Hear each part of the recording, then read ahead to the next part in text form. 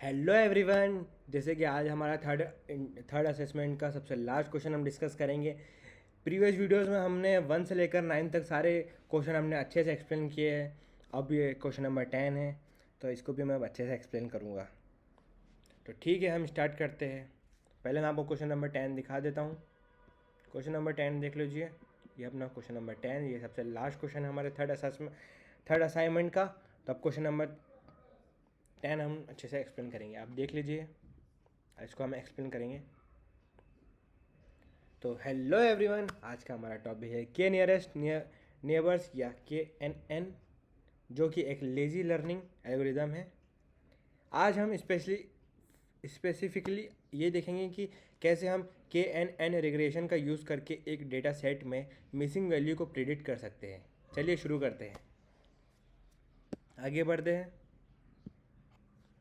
Y KNN is a lazy algorithm. ठीक है, इसमें लिखा है ईगर लर्निंग और लेजी लर्निंग।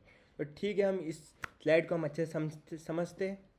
तो ठीक है, ईगर वर्सेस लेजी लर्निंग। सबसे पहले कॉन्सेप्ट समझते हैं। मशीन लर्निंग में ब्रॉडली दो अप्रोचेस होती है, ईगर लर्निंग और lazy learning.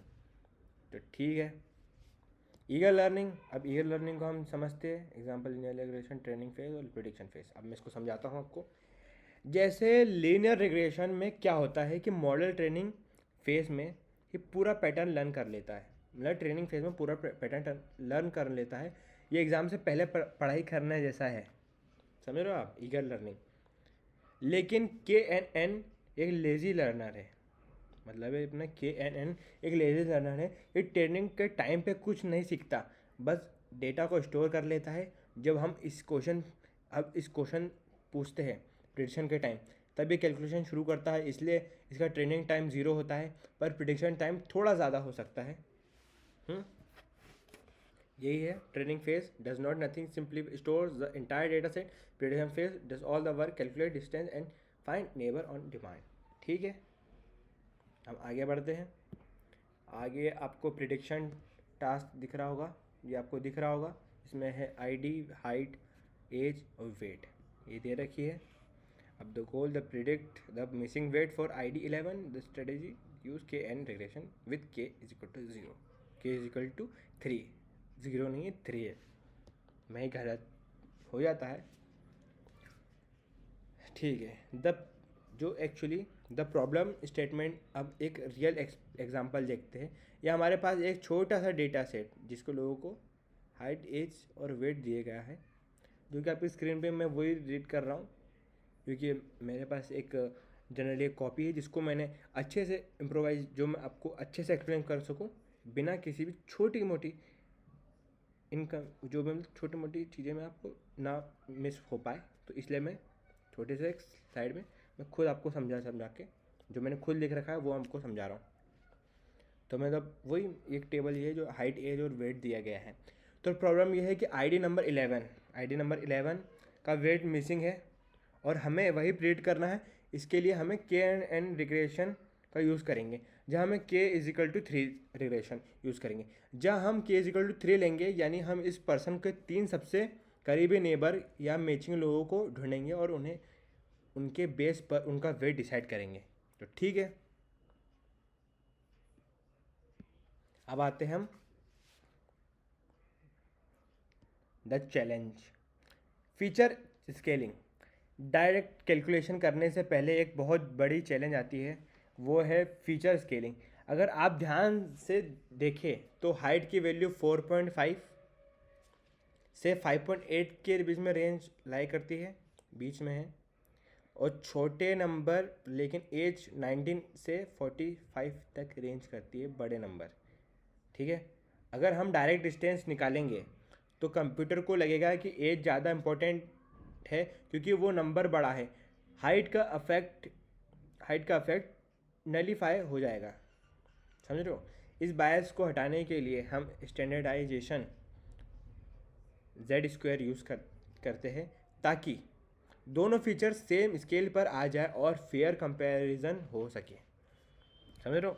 The problem age will dominate the distance calculation, because मतलब यही स्ट्रेटेजी, यही मैंने आपको समझाया अभी। ठीक है, अब आगे बढ़ते हैं हमारे अगली स्लाइड, जो कि एक कैलकुलेशन प्रोसेस, तो प्रोसेस सिंपली 3 स्टेप्स में होती है। स्टेप 1 स्केल फीचर, जो कि सबसे पहले हाइट और एज को जेड स्कोर में कन्वर्ट किया ताकि स्केल मैच करे। ये लिखा है convert height age to score z score using the mean and standard division of the data set, यही मैंने आपको समझाया।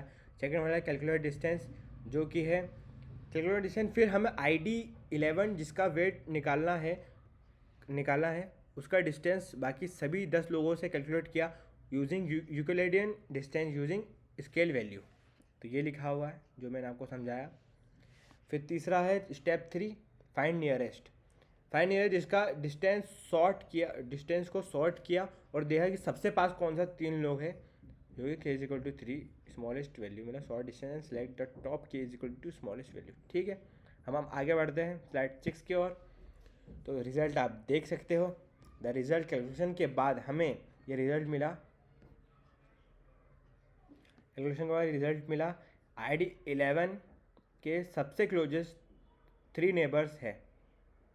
अरे हाँ, ये रहा नेबर ID3 अपनी, जिसका वेट है 55, ये नेबर 1 है, इसका ID3 55 kg।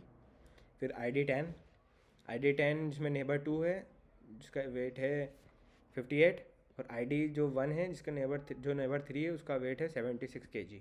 क्योंकि रिग्रेशन प्रॉब्लम है, हमें नंबर प्रेडिक्ट करना है। हम इन तीनों वेट का एवरेज निकालेंगे, उसको 55 प्लस 58 प्लस 77 अपॉन मतलब divided by 3 is equal to 63.33 kg, ये अपना आया। समझ रहे हो आप? वेट अप्रोक्स 63, वेट अपना अप्रोक्स 63.33 kg होना चाहिए। समझ रहे हो? मतलब जो अपना एवरेज निकाला, यानी तुम्हारे प्रेडिक्शन के हिसाब से ID जो अपना 11 का वेट, ID11 है ना, उसका वेट अप्रोक्स 63.3 kg होना चाहिए अप्रोक्स। ठीक है, अब आगे बढ़ते हैं हम पाइथन इम्प्लीमेंटेशन, जो कि है हमारा ये इम्पोर्ट एनेबल फिट प्रेडिक्ट। ठीक है, इम्प्लीमेंटेशन की बात करें तो पाइथन के sklearn लाइब्रेरी में ये बहुत सिंपल है, देख सकते हो आप ये चीज़ें। हम के नेबर रिग्रेसर को इंपोर्ट करते हैं, N neighbour is equal to 3 set करते हैं, डॉट फिट फंक्शन कॉल करते हैं। याद रखिए ये लेजी एल्गोरिथम है, तो फिट कमांड बस ट्रेनिंग डेटा को स्टोर कर लेगा। Finally predict function actual math लगाएगा, डिस्टेंस कैलकुलेट करेगा और एवरेज वेट रिटर्न कर देगा। ठीक है, अब आते हैं हम हमारे ठीक है, आगे तो कुछ है नहीं इमेज सोर्सेस है। ठीक है, तो ये थी KNN की वर्किंग और लेज़ी लर्निंग का कॉन्सेप्ट, है ना। तो थैंक यू। इसी के साथ हमारा थर्ड असेसमेंट भी ख़त्म हुआ। सारे सारे 1 से लेकर 10 क्वेश्चन हमने कंप्लीट कर लिए। और मेरे यूट्यूब चैनल पे अगर आपको मेरा वीडियो पसंद आया तो लाइक शेयर सब्सक्राइब कीजिए। Thank you.